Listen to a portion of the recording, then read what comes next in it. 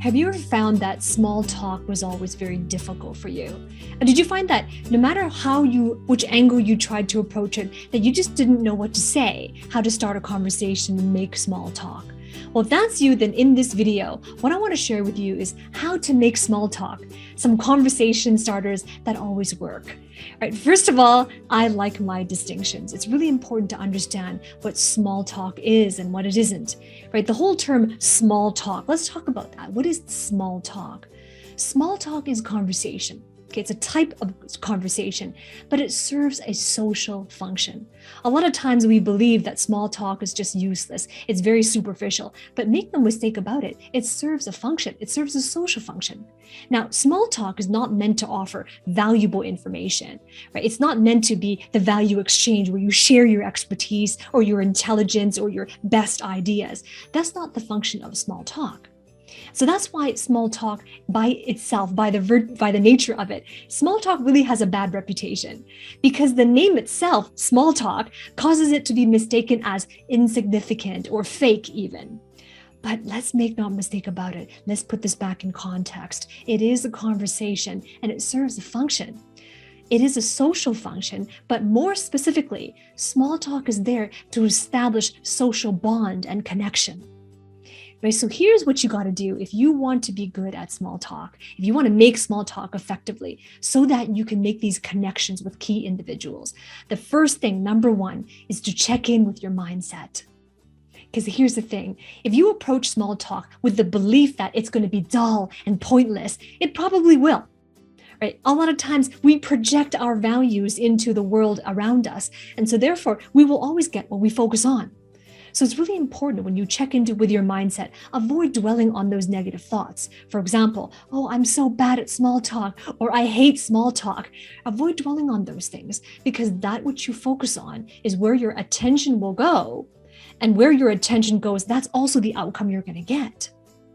So understand that small talk is not superficial. It got a bad reputation because of its name, small talk.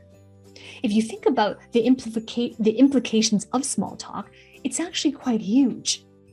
Because small talk helps build the foundation for authentic conversations, and it helps build the foundation for deeper relationships down the road. So with that in mind, can you see the importance of small talk and that it's not so small after all? Because wouldn't you agree that a foundation is never small? It's never too small. Foundations are extremely important. It sets the tone of the relationship down the road. So most of the time we think of small talk only when meeting someone for the first time. But it's not always like that. Small talk is not only for when you meet someone for the first time. Small talk is also there when you have met this person before, or when you're working with this person, or maybe it's a distant family member, but at the same time, every time you meet, there's got to be some sort of segue into a deeper, more meaningful conversation. The small talk serves the purpose. It continuously builds that foundation. So that's why it's important, number one, to check in with your mindset so that you can approach it with this renewed sense of purpose. So would you agree? Let me hear from you. Comment below and share with me. I agree. All you have to do is say, yes, I agree. If you agree that you're going to approach small talk differently from this day forward, then you can be better at it. Then you will see it in a different light and you'll approach it differently and it will produce the fruit that you are looking for. All right, so step number one is to check in with your mindset. Step two is to craft your entrance. In any conversation, you enter that conversation. Small talk is a type of conversation. But when you enter that conversation, there's another person going to be in front of you. Or maybe it's a small group of other people that you're building small talk with. No matter who it is or how many people are there, everyone has a frame around them. Right? And the way to think about a frame is that you have this physical, invisible shield around you. Right? You must have heard the term personal space. Right? If someone's talking to you and they come closer to you, right? You kind of back up and you go, well, wait a minute, you're invading my personal space, right? So this is analogous, is by analogy. It's similar to that, except in this case, the frame is not about the person's physical space. It's about the person's intellectual space. So it's different. right? When they say don't invade my space, they're referring to a physical space around them.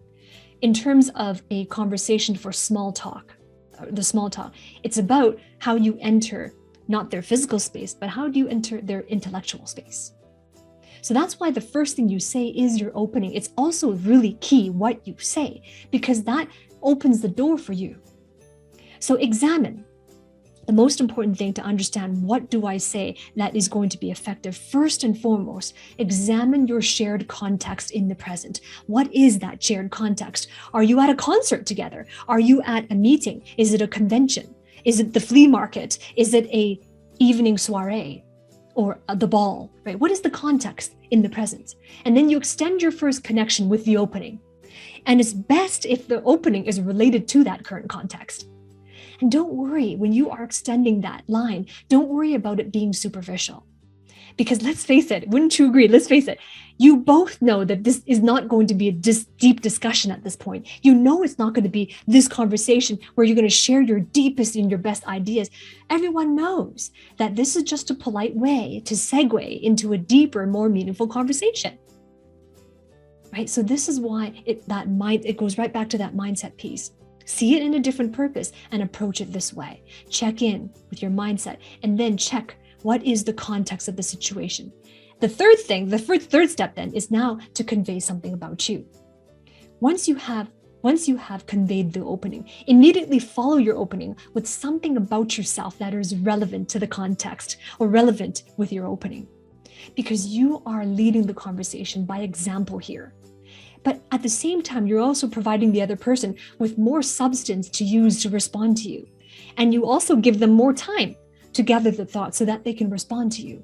You help them out. But at the same time, as you are sharing more about yourself, as you are giving them a little bit more nuggets and increasing that into a deeper and deeper conversation, it also requires some cultural considerations, especially if the person or the individuals you're speaking with come from a completely different cultural background from you. And this is extremely important now in this age where we are all in remote world. Zoom chats, Microsoft Teams, and so on, right? It is a greater and greater opportunity now that we are working in multicultural organizations, having cross-functional and international types of connections with other people, needing to make small talk with people that have completely different life experiences from our own. And this is a very complex way of navigating. It's a new terrain in today's working world. But I have a framework for how to do that. And if you're serious on learning this framework, on how do I navigate this international landscape, this virtual landscape as well, then I invite you to book a call with me. The link below this video, in the description, the first link below this video is a link to apply for my coaching program. This is an executive coaching program where if you are an established career professional and you want to take your career to the next level, you want to have personal growth, be able to make small talk, but have that small talk turn into leadership opportunities, then this is for you. Book a call with me and either myself or a member of my team will speak with you to seeing exactly how we can help you to take that to the next level. And I'm going to give you my strategies to help you to navigate exactly what you're learning here and even more, so that you can master the skill of small talk, but of course, how to lead that into key conversations that influence people, that influence key stakeholders that have an influence on your professional future. Right, so that's step number 3. And step number 4 is to approach this with compassionate curiosity. See, most advice out there on giving small talk, there's so much advice online about how do you make small talk. And most advice out there is all about asking open-ended questions. A lot of it, a lot of articles or maybe even other videos talk about, well, in order to be good at small talk, you got to ask open-ended questions. Don't just ask questions that solicit a yes or no answer. Ask open-ended questions. And that is the advice out there generally. But I submit to you, it's not enough just to ask open-ended questions. It's not enough just to ask them. Haven't you ever noticed that sometimes you can ask an open-ended question and they can still give you a one-word answer? They can still give you a short answer and then it goes silent. And then what do you do next? So you see, it's not enough just to ask open-ended questions. The best open-ended questions are the ones that help you build common ground. right? Because one of the key behaviors of a leader is to be able to draw out the common concerns in the workplace. You're not just, in small talk, you're not just talking for the sake of talking. You're talking to explore. You're talking to hopefully build a more meaningful relationship, in which case you can have deeper discussions. It's building a foundation of that trust. But in order to get there, in order to open it towards that direction, we must build common concerns. We must find these common concerns. But in order to find these common concerns, you must be genuinely interested in that question and therefore their potential response. And when you start to get asked questions, you're asking strategically questions that lead themselves to deeper and more meaningful discussions. Right? Leading, you got to think of it that way. This is a foundation. This is very purposeful. It serves a greater purpose. So how might I lead to deeper, more meaningful discussions? Another great way to do that is to ask for advice. You see, people feel good when talking about themselves, and asking for advice sometimes lends itself and opens the door to that opportunity that they get to share about themselves or their life experiences or their work experiences. So this is you giving them an opportunity to shine. And you can also use this as an opportunity to learn something new. When you ask advice, this is about you submitting to a coach, a teacher, and they become unofficially kind of like a mentor to you, and they become invested then in your growth and your development. But of course, all the way through, make sure that you are exercising your sensory acuity. We all have it.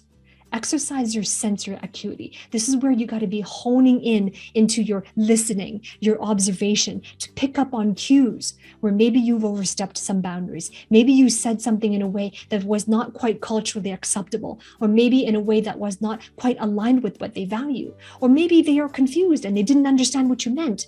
We only pick up on these things when we exercise our sensory acuity. Right? So if you resonated with this, then give me a thumbs up. If this was helpful to you in any way, it's given you some breakthroughs or maybe some learning ahas, then give me a thumbs up. Remember to subscribe to my channel as well. Ring that bell so that you can receive a notification each time I release a new video.